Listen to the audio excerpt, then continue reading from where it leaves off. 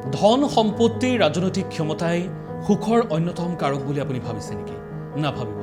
বহুবোৰ ৰাজনৈতিক ব্যক্তিৰ মনৰ ভিতৰত কেনেধৰণৰ দুখে ক্ৰিয়া কৰে আপুনি মই নাজানো। দেখিবলৈ এনেকুৱা লাগে যে সেই সকল ব্যক্তিয়ে সৰ্বোচ্চ সুখী আৰু আটাইতকৈ বিষয় সুখৰ কাৰক হৈ পৰে অৰ্থনীতি, কিন্তু নহয়। শেহতীয়াভাৱে বিজিত গৌড়া নাৰ্জাৰী যিগৰাকী BTCৰ উপাধ্যক্ষ, সেই BTCৰ উপাধ্যক্ষগৰাকীৰ মৃত্যুৱে শেহতীয়াভাৱে উদগাইছে তেনে কিছুমান বাস্তৱ সত্য। দেখাত এনেকুৱা আছিল বিজিত গৌড়া নাৰ্জাৰীৰ ৰাজনৈতিক ক্ষমতাও যথেষ্ট শক্তিশালী। অৰ্থনৈতিকভাৱেও বিজিত গৌড়া নাৰ্জাৰী এগৰাকী পুঁজিপতিশালী ব্যক্তি। তাৰ পিছতো চৰম সিদ্ধান্ত লৈ মৃত্যুক আঁকোৱালি ল'লে বিজিত গৌড়া নাৰ্জাৰীৰ। জীৱন এনেকুৱা। বাহিৰৰ পৰা ৰংচঙীয়া জীৱন সুখৰ অন্যতম কাৰক নহ'বও পাৰে।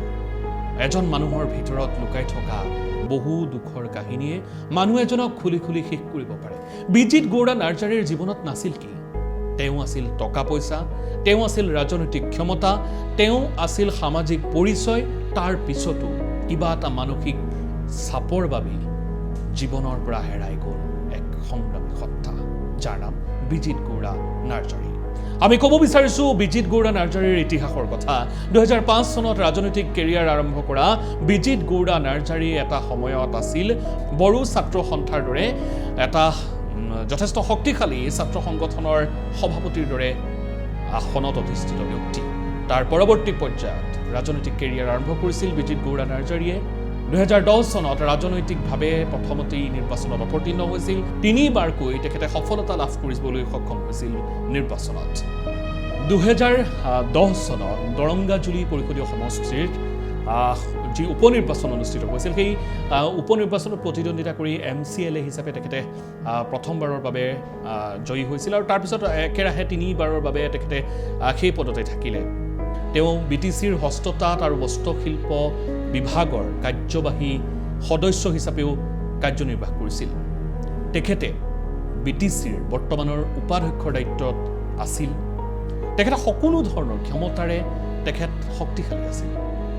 কিন্তু তাৰ পিছতো বিজিত গৌড়া নাৰ্জাৰীৰ দৰে ব্যক্তিৰ চৰম পন্থাত মৃত্যু। আপুনি খবৰটো শুনি আচৰিত হ'ব পাৰে। ৰাজনৈতিকভাৱে যদি আপুনি কিছু সচেতন, তেতিয়াহ'লে বিজিত গৌড়া নাৰ্জাৰীৰ মৃত্যু কিন্তু সাধাৰণভাৱে আপুনিও ল'ব নোৱাৰে। এক অনাকাংক্ষিত খবৰ যেন, কোনেও নিবিচৰা এটা সত্য।